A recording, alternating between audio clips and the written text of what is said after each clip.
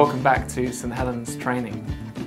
Last time in our Bible overview we saw that the Bible begins with creation ruined and ends with creation restored, and in the middle is God's rescue plan.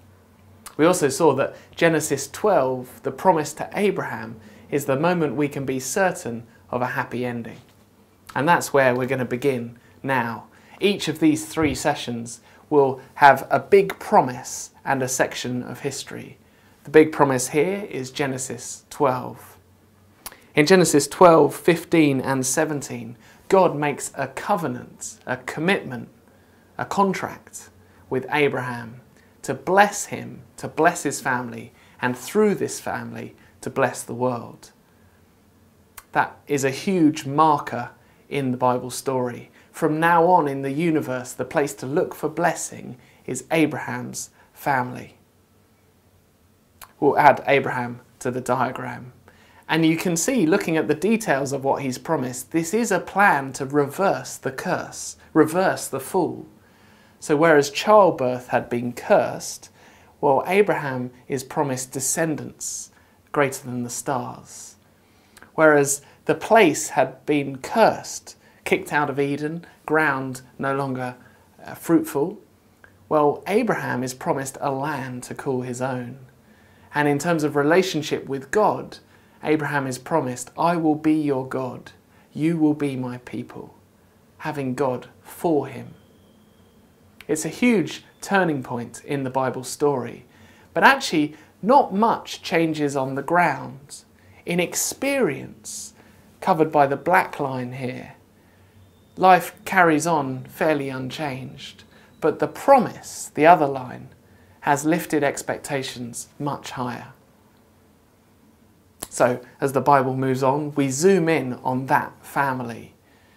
And the people promise begins to be fulfilled through Genesis. In fact, by the time we get to Exodus, the Bible can say this: the people of Israel were fruitful and increased greatly. They multiplied and grew exceedingly strong, so that the land was filled with them. Can you hear the echoes of Eden? Fill and multiply. God's promise to reverse the curse is happening. The people blessing is happening.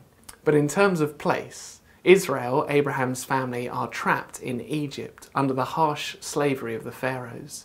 And so to keep his land promise, God must provide a rescue, getting them out of Egypt and into the promised land.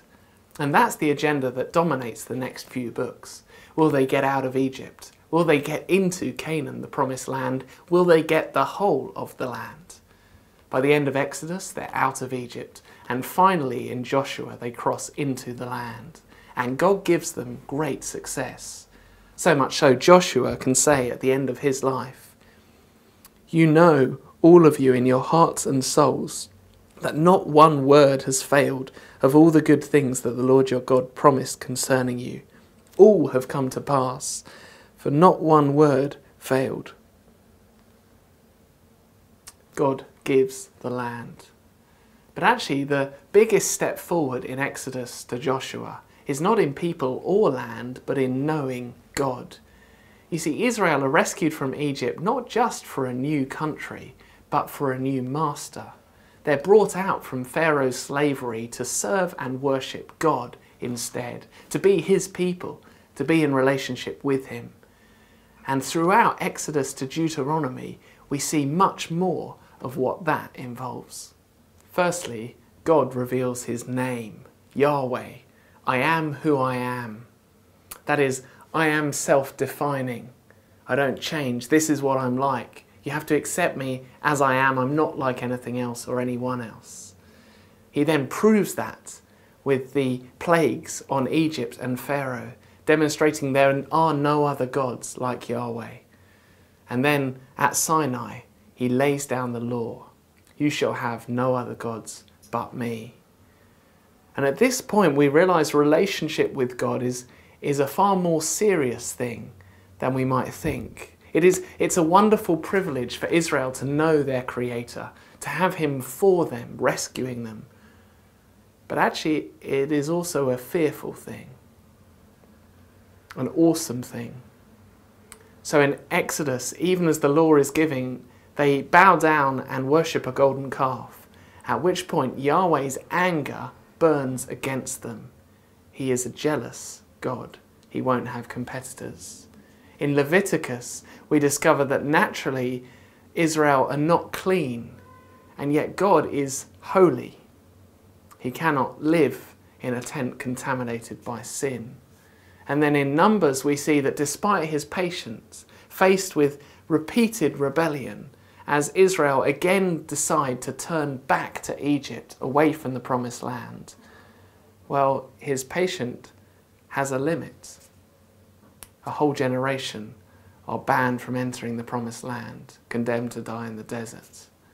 We realize that relationship with God is a serious thing. And so although I've called this section the rise of Israel, actually it's not a smooth rise. There are bumps along the way. Israel's sin keeps dragging down the promises.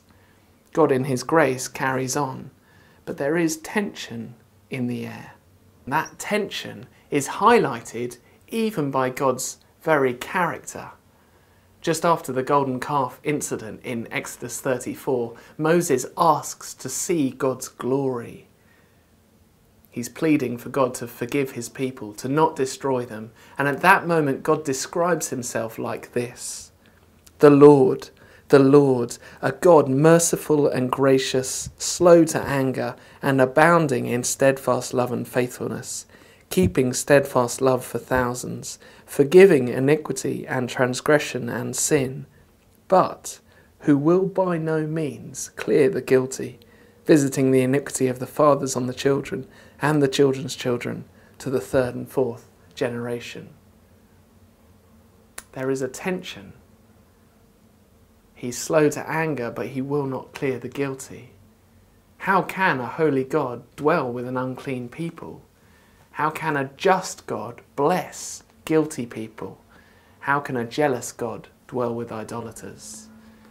It seems like animal sacrifices are a clue, but are they enough?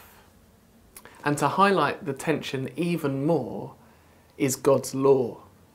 At Mount Sinai, God is making another covenant, a deal, a contract with his people, which spells out that they must keep obeying him if they're to keep enjoying the blessings in the land.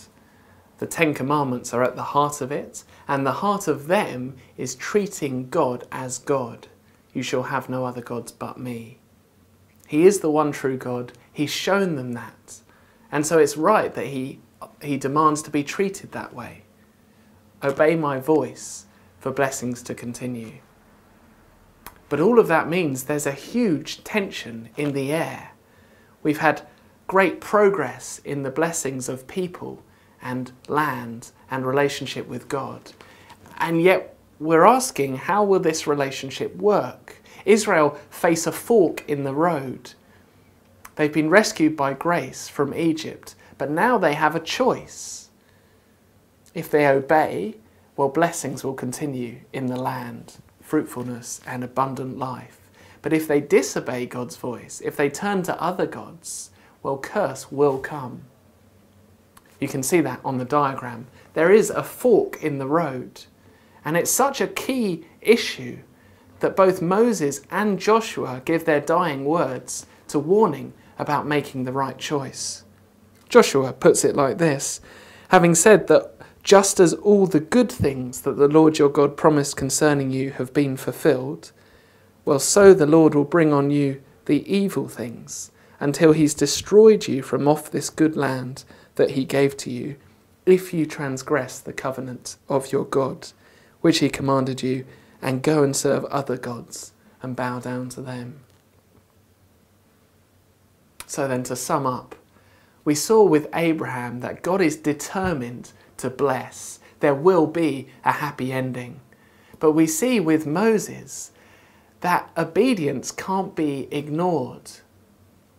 It's not just the effects of Adam's rebellion that must be undone. The rebellion itself needs to stop. And so we face a huge fork in the road. The question is, will Israel keep their side of the bargain? There's no doubt God will keep his word, but will they keep theirs? Israel can't act like Adam if they want to enjoy blessing.